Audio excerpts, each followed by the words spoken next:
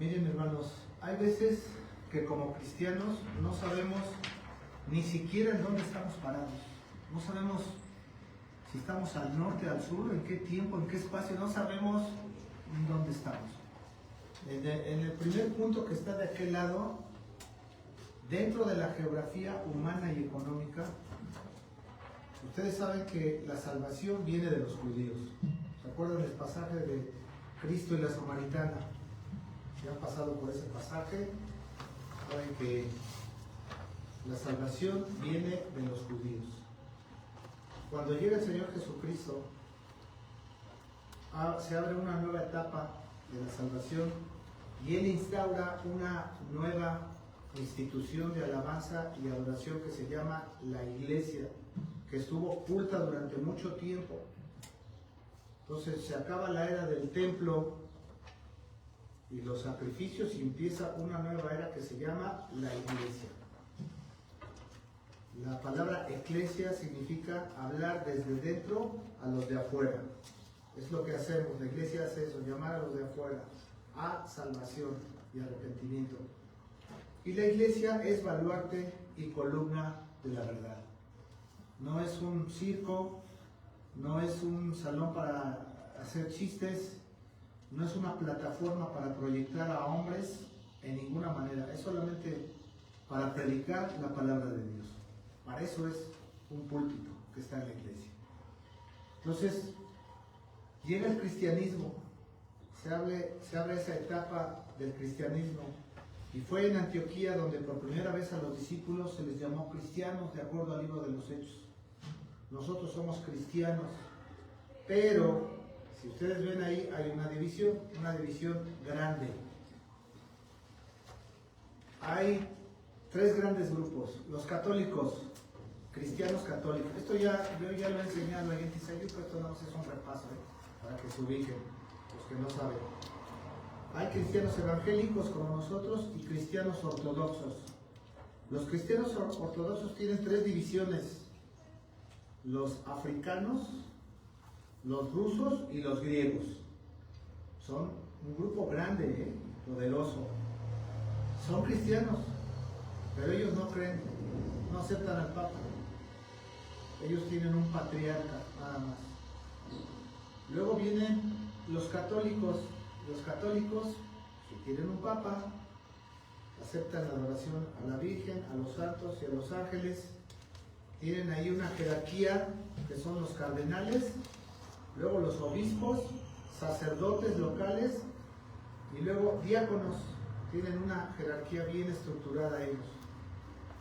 Y obviamente los tres grupos tienen a la Biblia como su libro por excelencia. Luego estamos nosotros los evangélicos, que también estamos divididos. Hay evangélicos, carismáticos, pentecostales, hay los que son puritanos, bautistas, calvinistas, luteranos, etc. Y todos somos cristianos. La diferencia, ¿saben cuál es? La interpretación bíblica. El método de interpretación bíblica. Mientras que los grupos ortodoxos y católicos interpretan alegórico místico la Biblia, esta misma lo hacen interpretándola alegórico místico. Nosotros lo hacemos histórico gramatical, que es la mejor forma de interpretar el texto bíblico. ¿En dónde estamos nosotros? Dentro del cristianismo evangélico, y llevamos una línea puritana hasta cierto modo y también calvinista, porque aceptamos los 5 puntos calvinistas. ¿Se acuerdan que lo dimos? Solo la fe, solo la gracia, solo la escritura, solo Cristo y solo a Dios la honra y la gloria. Eso es en cuanto a la geografía, ¿sí? Geografía. Entonces ya sabes dónde estás parado, ¿eh? Saliste del catolicismo muy posiblemente y entraste a la línea evangélica reformada. Entonces ya estás ubicado. Pero, ¿qué hay de la escatología cósmica? ¿En dónde estás parado dentro de todo el calendario universal de Dios? Y de eso te voy a hablar hoy. Tienen ahí sus hojitas, ¿verdad? Muy bien.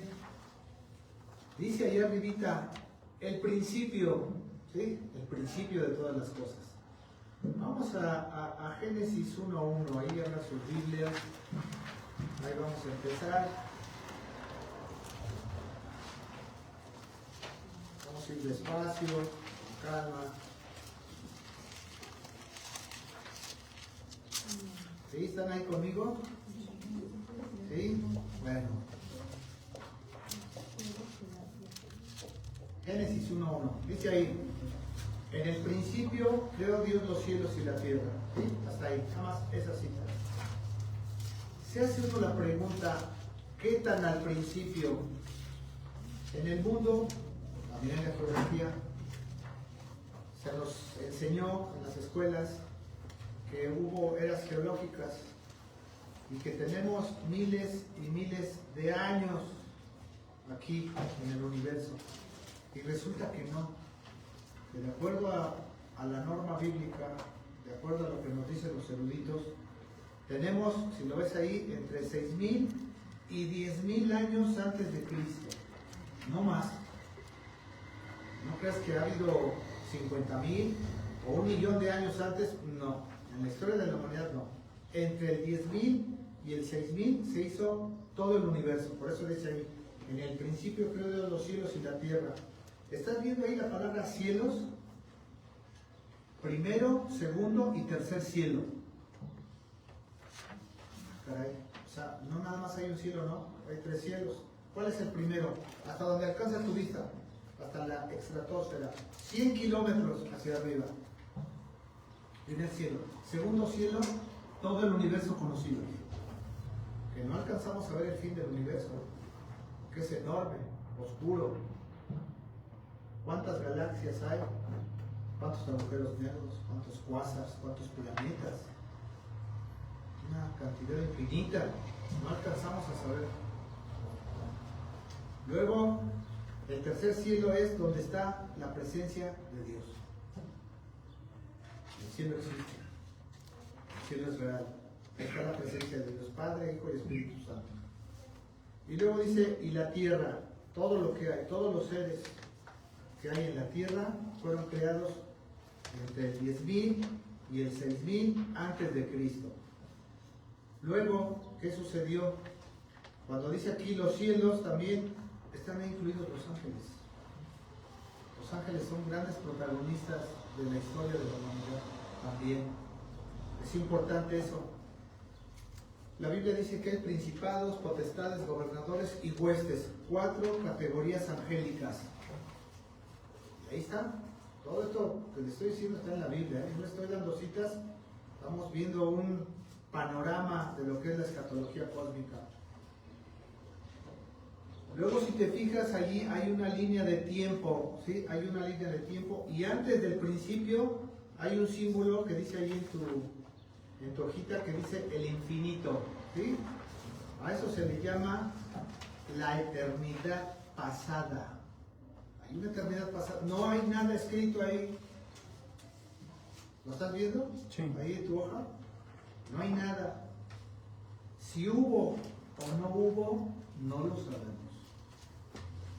¿Qué dice la Biblia al respecto de todas las cosas que podemos alcanzar a ver, pero que no sabemos nada de ellas? Dice el Señor que eso lo tiene en lo oculto y que no es necesario saberlo para nuestra salvación. Lo que está para nuestra salvación es la Biblia completa, los 66 libros canónicos, 27 libros del Nuevo Testamento y 39 del Antiguo. ¿En dónde dice eso? Vayan ahí mismo. Tenemos otra cita, ahí voy despacio, Deuteronomio 29:29. ¿Sí? Génesis, Éxodo, Levíticos, Números, Deuteronomio 29:29.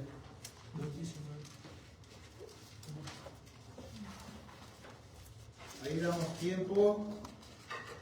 ¿Sí? Seguimos. Puede ser que haya saba, porque está largo. ¿Sí? ¿Ya están ahí?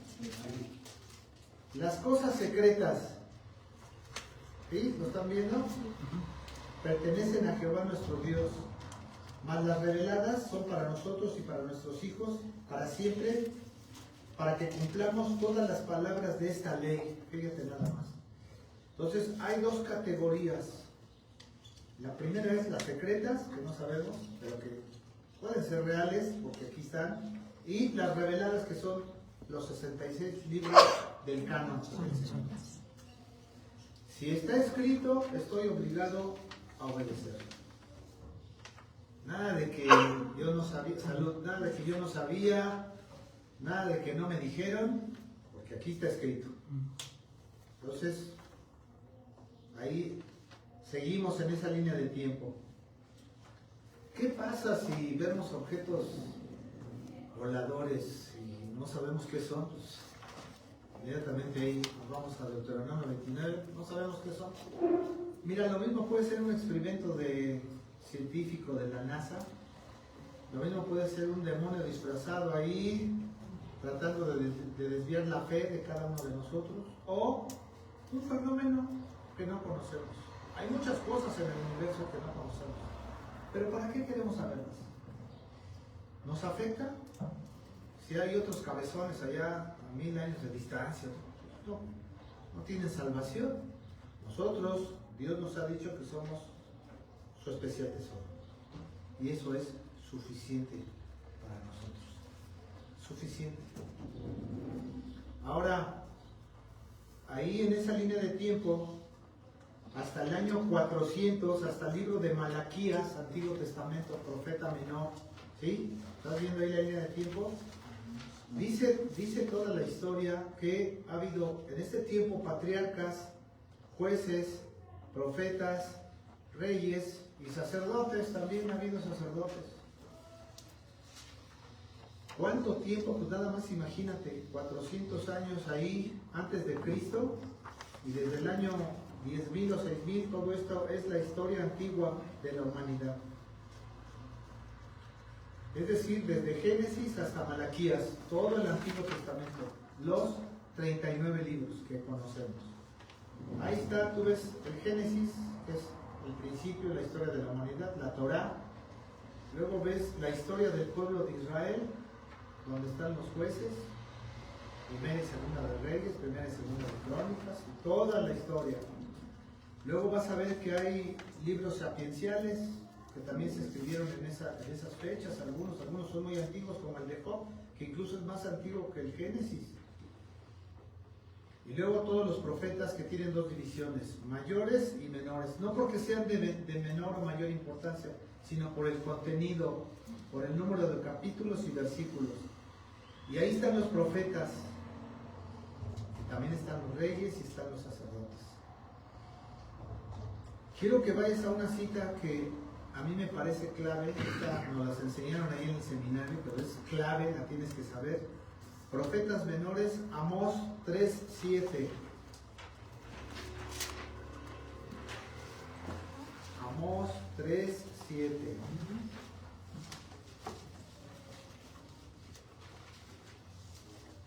Todavía hay un tiempecito. Que no se te vaya a dificultar, es un libro que leemos muy poco. ¿Ya estás ahí? ¿Sí? Quiero que notes aquí la atención, la caballerosidad, el amor de Dios hacia su pueblo, hacia nosotros. Porque esto es una cita importantísima. Porque no hará nada Jehová el Señor sin que revele su secreto ¿a quién? A sus siervos, los profetas. Hay gente que anda buscando la verdad y los secretos y quiere ir allá a ver al Dalai Lama y quiere meditar y quiere poner su mente en blanco y quiere que su aura brille. No gastes dinero ni gastes tiempo. Ponte a leer la Biblia. ¿Quieres santificarte? Ponte a leer la Biblia. Ahí están todos los secretos de Dios. Y mira esta cita: no hará nada Jehová el Señor sin que revele su secreto a sus siervos los profetas. Ay de ti si no le haces caso a las Escrituras. Y aquí está la voluntad revelada de Dios. ¿No se les hace extraordinario esto, que el Señor nos comparta todos sus secretos? Dice Pedro, tenemos la palabra profética más segura. Más segura. No hay nada más seguro que la palabra de Dios. Todo este tiempo, los 39 libros del canon son inerrantes, son suficientes, son exactos, son santos, son perfectos, son justos. Después de ese tiempo, Malaquías 400 a.C., hubo un silencio espiritual en donde Dios no le dijo nada a la humanidad. 400 años no dijo nada. El Señor, cualquiera que quería buscar un mensaje, váyase a las Escrituras. Ahí está. En ese tiempo, esos 39 libros eran suficientes. Ya les he dado todo, dijo el Señor, hasta esa fecha. Al nacimiento de Cristo. Cuando nace nuestro Señor y Salvador Jesucristo, hay un parteaguas, algo extraordinario. La humillación de Cristo. El Dios Todopoderoso, glorioso Salvador, se baja de su trono, se quita sus investiduras y nace de una mujer. Esa es una gran humillación. Ya con eso. Y vivió entre nosotros. ¿Cuántos años pasaron? Pues 10,000, 6,000 antes de Cristo, hasta la llegada del Mesías. Y nos manda a una cita, Mateo 1:18. ¿Sí? Ya, el Nuevo Testamento. Te doy el tiempecito, yo también la busco.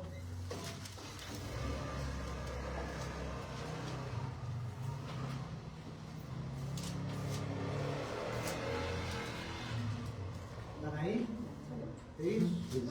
El nacimiento de Jesucristo fue así, estando desposada María su madre con José, antes que se juntasen, se halló que había concebido del Espíritu Santo. Un acontecimiento sobrenatural. Una mujer virgen de un linaje especial, escogida por Dios, es tocada por el Espíritu Santo y concibe, y ahí nace nuestro glorioso Señor Jesucristo. Algo extraordinario, ¿eh? ¿Saben qué? Los ángeles esperaron muchos miles de años para ver esto. Los demonios, cuando vieron al Señor, dice, sabemos quién eres, sabemos que eres el Santo de Dios.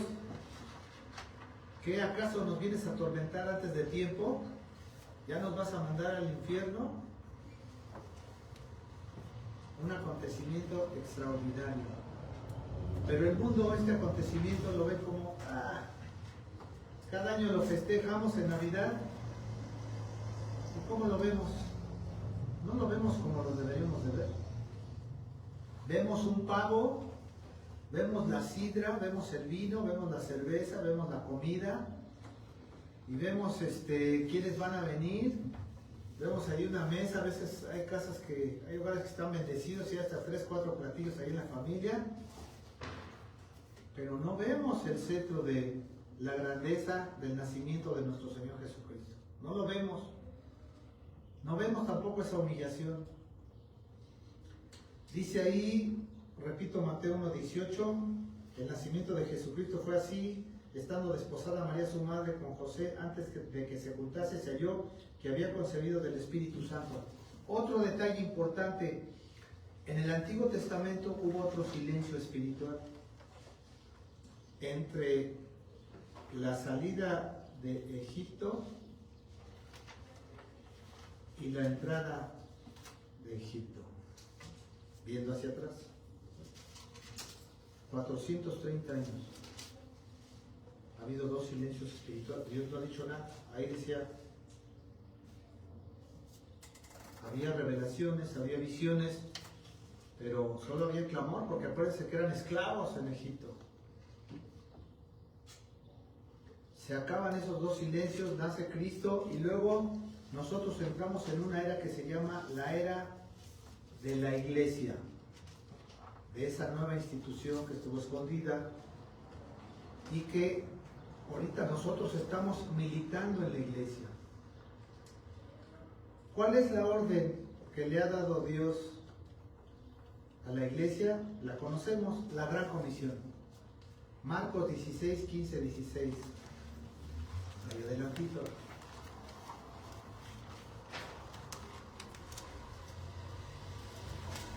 ¿Sí? ¿Estamos ahí?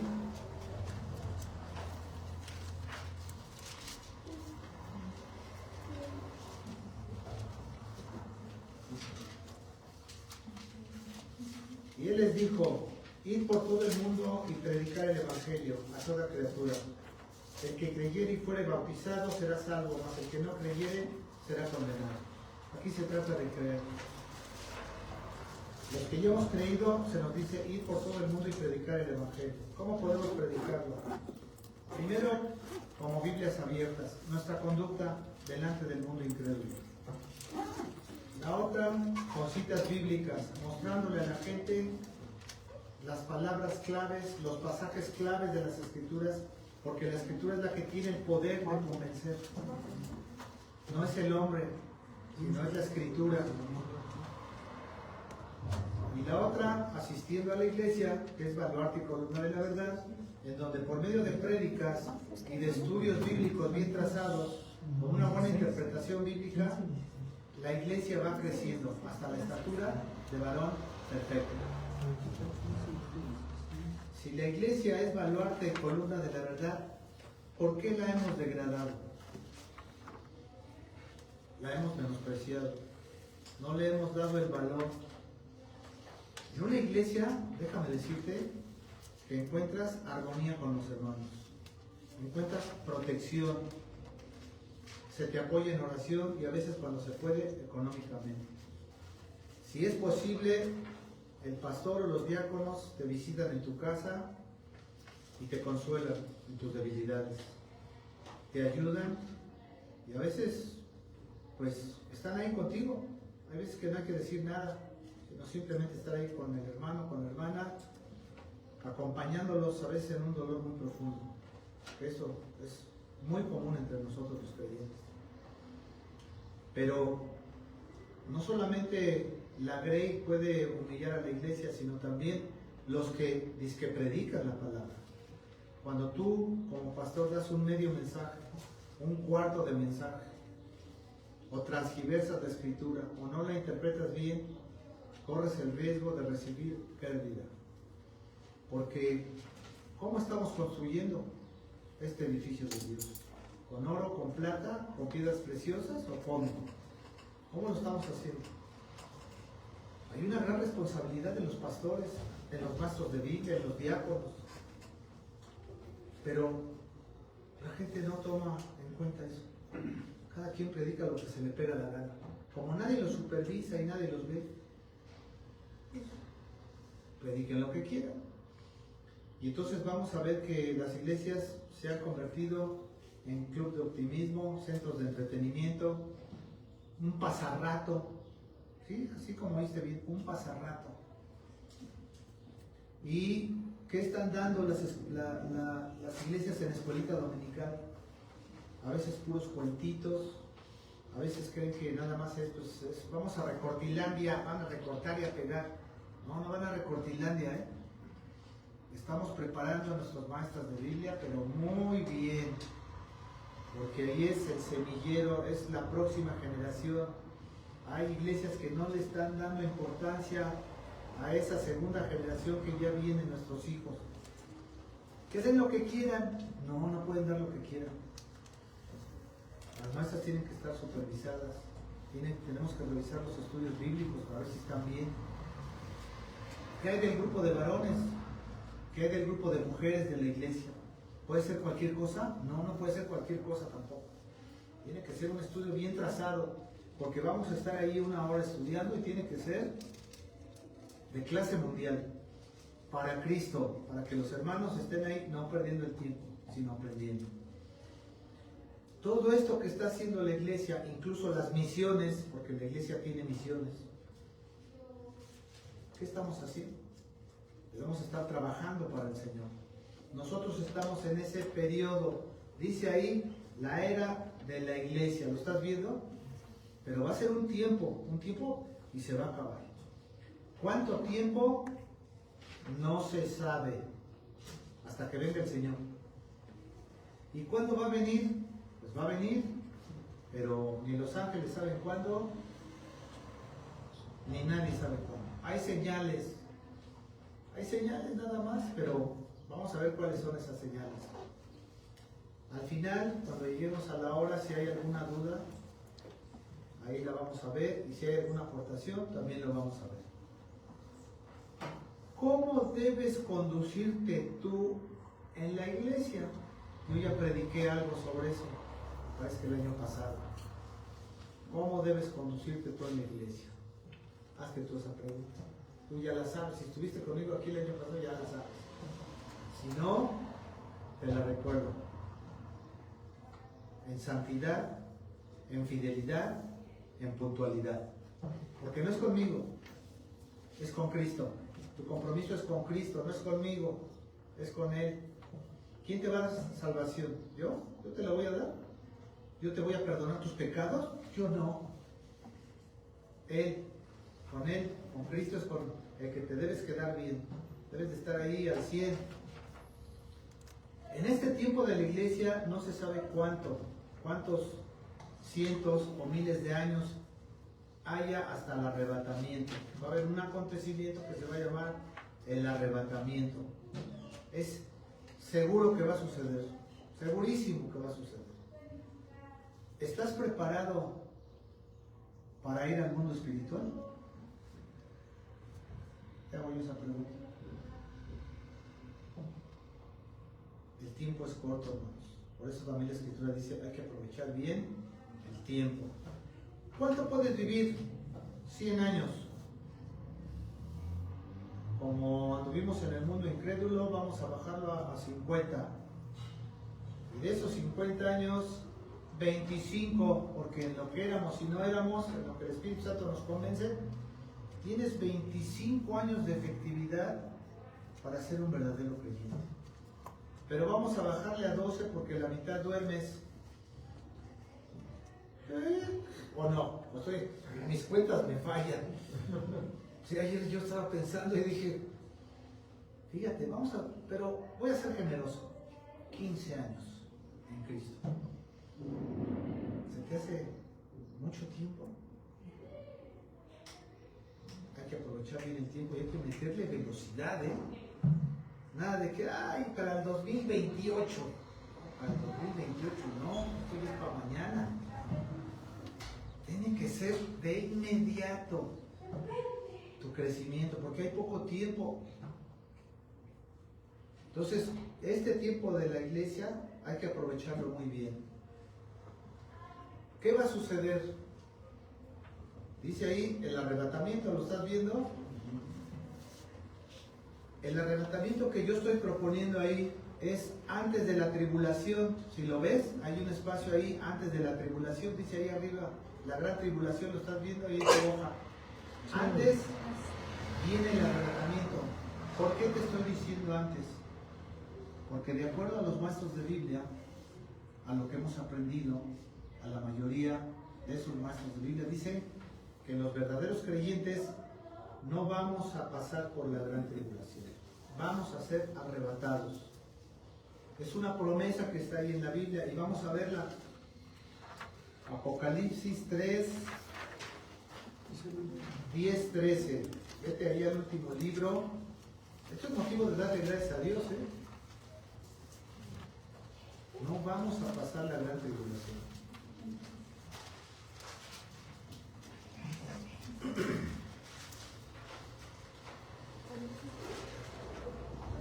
Hablando ahí de la iglesia de Filadelfia. Sin embargo, sí podemos aplicar esta cita bíblica a los creyentes de esta época, de estas fechas. Siempre y cuando vean los requisitos ahí. ¿Por qué requisitos? Por cuanto has guardado la palabra de mi paciencia, yo también te guardaré de la hora de la prueba que ha de venir sobre el mundo entero. ¿Cuál prueba? La gran tribulación. Para probar a los que moran sobre la tierra, y aquí yo vengo pronto. Lo acaba de presentar nuestro hermano Federico. Retén lo que tienes. Mira, eso que tienes, reténlo. ¿Sabes qué significa esta palabra retener? Es guardarlo en lo más profundo de tu corazón. Eso significa. Para que ninguno tome tu corona. Ah, ¿todavía el Señor nos va a dar una corona? Sí. Si tú has guardado la palabra bien, has sido fiel delante de Él, entonces Dios te va a dar una corona. Que es inmerecida, ¿verdad? Pero nos la va a dar. Al que venciere, yo le haré columna en el templo de mi Dios y nunca más saldrá de ahí. Fíjate qué bendición. Vamos a estar resguardados y escribiré sobre él el nombre de mi Dios y el nombre de la ciudad de mi Dios, la nueva Jerusalén, la cual desciende del cielo de mi Dios, y mi nombre nuevo. El que tiene oídos oiga lo que el Espíritu dice a las iglesias, plural. Entonces, este arrebatamiento que viene en el futuro va a ser sorpresivo. No se sabe el día, la hora y la fecha, pero hay que estar preparados. Y dos categorías: los muertos en Cristo, los vivos en Cristo. Cuando llegue ese momento, en el primer segundo va a sonar una trompeta, la trompeta de Dios, y los muertos en Cristo saldrán en el aire, de ahí del seno de Abraham, del paraíso. Y un segundo después, los que estén vivos en ese momento van a ser transformados y nos juntaremos con el Señor para estar con Él para siempre. Los que se quedan aquí en el mundo, ¿qué creen? Va a haber un juicio. Porque en el momento que mucha gente se vaya y no esté, en ese momento hay un juicio para los incrédulos. Ah, de manera que es cierto que el Señor dijo que se iba a llevar a los suyos, pues ya se los llevó. Si te quedas ahí, como al chinito, copela o cuello. Pero si te fuiste en el arrebatamiento, gracias Dios. Por eso dice aquí: por cuanto has guardado la palabra de mi paciencia, yo también te guardaré de la hora de la prueba para que ha de venir sobre el mundo entero. Entonces, 1 Corintios 15, 51, 52, ahí está en tu mapa mental que te hice ahí, ¿sí?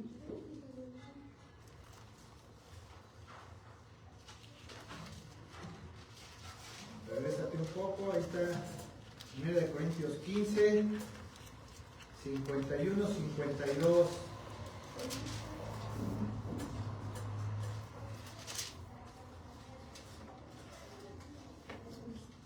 ¿Sí? ¿Ya está ahí? He aquí os digo un misterio: no todos dormiremos, pero todos seremos transformados. ¿Lo estás viendo ahí?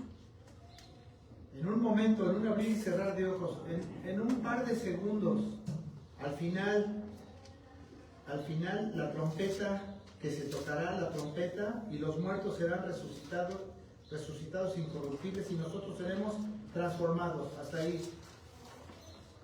Aquí Pablo le está escribiendo a los Corintios sobre el rapto y les dice: esto va a ser cierto, esto va a ser real y va a suceder. Vamos a ser arrebatados. Y lo confirma, allá arribita también en tu mapa tienes 1 de Tesalonicenses 4, 15, 17. Aquí viene todavía más claro este concepto.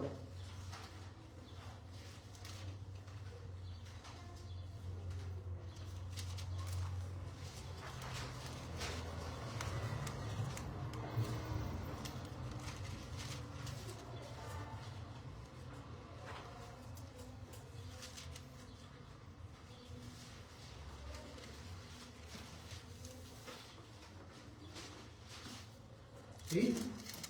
¿La leo? Por lo cual os decimos esto en palabra del Señor, que nosotros que vivimos, que habremos quedado hasta la venida del Señor, no precederemos a los que durmieron, porque el Señor mismo, con voz de mando, con voz de arcángel, y con trompeta de Dios descenderá del cielo. Los muertos en Cristo resucitarán primero, fíjate, los muertos. Luego nosotros, los que vivimos, los que hayamos quedado, dice, seremos arrebatados juntamente con ellos en las nubes para recibir al Señor en el aire, y así estaremos siempre con el Señor. ¿Te das cuenta cómo conectan las citas? Ahí estamos conectando la cita de Apocalipsis 3 y siguientes, Primera de Corintios y Primera de Tesalonicenses. Aprovechemos este tiempo antes del arrebatamiento para que esas obras que ya el Señor y el Espíritu Santo pusieron ahí, caminemos sobre ellas. Ese es nuestro trabajo, aprovechar las buenas obras que ya están de antemano. Después del arrebatamiento se viene aquí un acontecimiento que se llama la gran tribulación.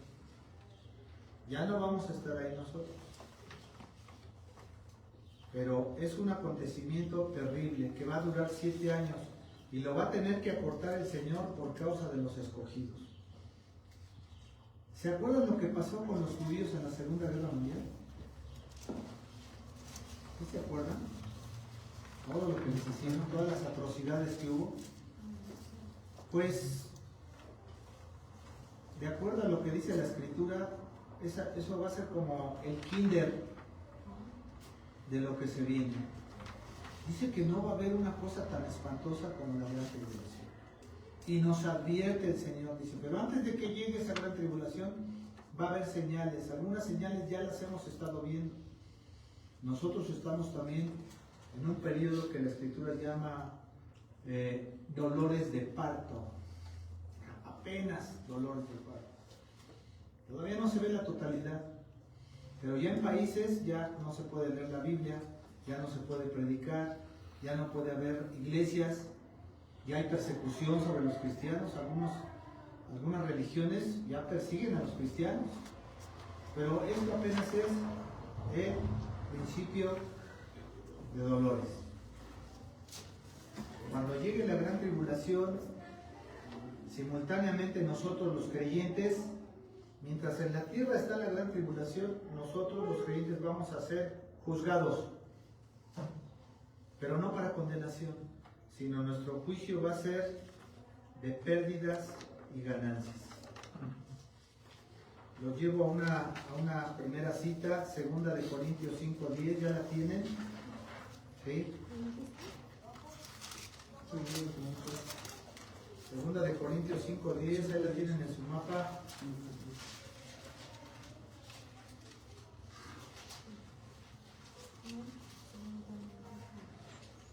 Esto es algo que nos debe pues dar cierto temor, pero a la vez nos debe llevar a la santidad, porque debemos conducirnos bien delante de todos. ¿Sí? 2 de Corintios 5:10. Porque es necesario que todos nosotros comparezcamos ante el tribunal de Cristo. Fíjate, le está hablando a la iglesia, para que cada uno reciba según lo que haya hecho mientras estaba en el cuerpo, sea bueno o sea ¿qué? Malo. Fíjate que cuando dice aquí sea malo,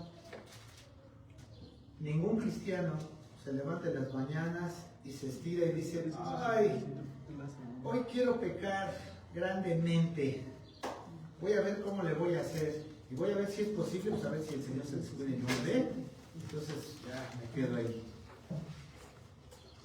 Lo que pasa en los cristianos, en nosotros, es que a veces caemos en una trampa, nos descuidamos o nos falta oración, simplemente a veces omitimos cosas, porque hay veces que omitimos, ¡ay, se me pasó! Pero tenemos errores, claro, somos humanos. Sea como lleguemos a este juicio, déjame decirte, y no por desanimarte, pero siempre vamos a llegar faltos de peso. El Señor nos va a poner ahí en su balance y va a decir, bueno, no pierdes tu salvación, pero mira, imagínate que tú llegas ahí a la presencia de Dios y el Señor dice, mira, yo te puse todo este altero de buenas obras y caminaste por ellos. Y ay, está uno ahí contento, ¿no? Y dice, bueno, gracias. Pero luego te va a sacar el doble Y te va a decir, te faltaron estas, también te puse estas, pero ¿qué crees? No las hiciste. ¿A poco, Señor? Sí, mira, tenía preparado esto. Pero por falta de diligencia tuya, por falta de oración, por descuido, no lo hiciste. Lo que pudiste haber hecho y no hiciste. Y no se digan las oraciones, porque las oraciones no están limitadas. Quiere decir que ya podríamos estar orando por algunos hermanos que todavía no nacen y que van a estar ahí en la gran tribulación. Sí, esto es algo importante. Porque ahí muchos van a creer en ese periodo, van a buscar de alguna manera al Señor Jesucristo y van a pagar con su vida por creer. No como ahorita que vienes a la hora que quieres, si quieres no vienes, no. Así, o eres o no eres. ¿Cómo debemos conducirnos? Puesto que vamos a darle cuentas a Dios. Un padre de familia, ¿qué hiciste con tu trabajo? ¿Qué hiciste con tu dinero? Bueno, que yo te lo presté, ¿verdad? Porque todo es mío, pero yo te di una esposa, te di hijos, te di una casa, te di un coche. ¿Cómo los manejaste? ¿Fuiste un instrumento útil para mi gloria o qué pasó? A veces nosotros pensamos que por ser creyentes la tenemos facilita. Sí y no. Hay que esforzarse en todo, siempre. Y todo lo que hagáis, hacerlo ¿para quién? Y no para los hombres, para el Señor. Todo es para el Señor. Esto del juicio es muy trascendental para nosotros. Vamos a dar cuentas. Aquí en el mundo solamente los contadores son los que nos dan cuentas. Los que hacen presupuestos nos dan cuentas. Pero un día nosotros vamos a estar del otro lado y vamos a tener que darle cuentas a Cristo. No es algo fácil. Y más los hombres. ¿Quién es el responsable? ¿Quién es la cabeza del hogar? ¿Quién es? Pues es el hombre. Todo lo que pasa en tu hogar tú tienes que dar cuentas. O le vas a decir, ay, la esposa que me diste, Señor, mira cómo me la diste. Ella no. Fulano, sultano, mengano, ven para acá, a ti te voy a pedir cuentas. ¿Y qué hay de los pastores? Ay, yo empiezo a temblar. Fíjate nada más, desde que tú estás haciendo tu estudio bíblico, desde que tú estás haciendo tu prédica, está ahí un par de ángeles viendo. Y nada más se ríe y dice, hijo, papichón, mi hermano, pero ay, la lleva. Y el Espíritu Santo, que es Dios y que te está observando, te dice, te falta esto, te falta esto, te falta esto. Mira, busca en este libro. Mira, también te falta esto, pon esto también. Ah, y la elegancia, ponle la cereza del pastel. Esto también, que no se te olvide. Tenemos que hacerlo, pero milimétrico. Si un ministro o un pastor dice algo que no dijo el Señor, eso es una blasfemia. Eso es una falsa doctrina.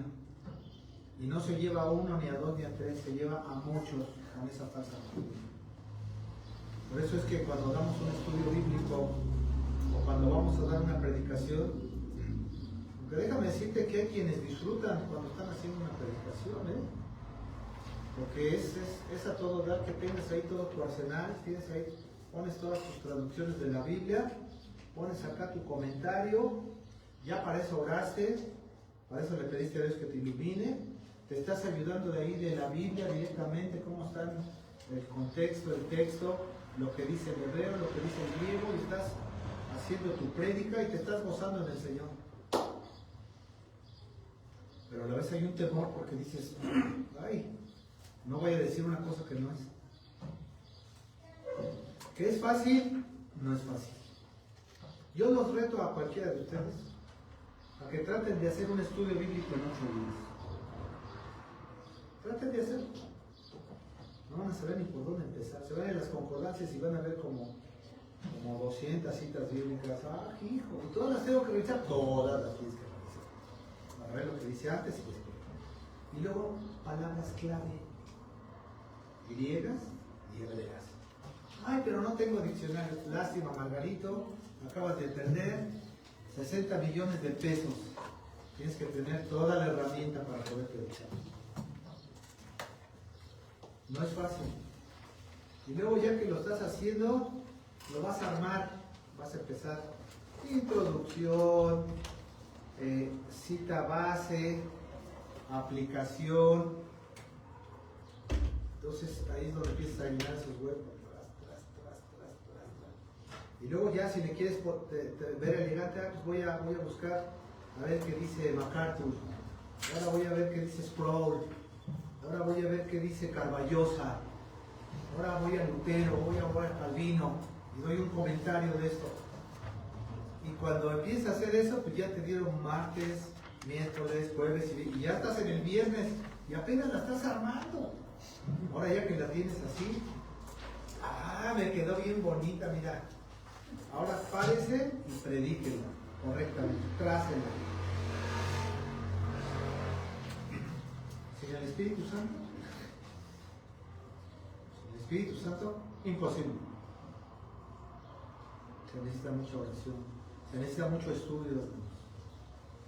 Por eso es que tanto los que están de aquel lado como los que estamos de este lado tenemos una responsabilidad, porque como dice aquí, es necesario que todos nosotros comparezcamos ante el tribunal de Cristo para que cada uno reciba según lo que haya hecho mientras estaba en el cuerpo, sea bueno o sea malo. ¿Qué te parece?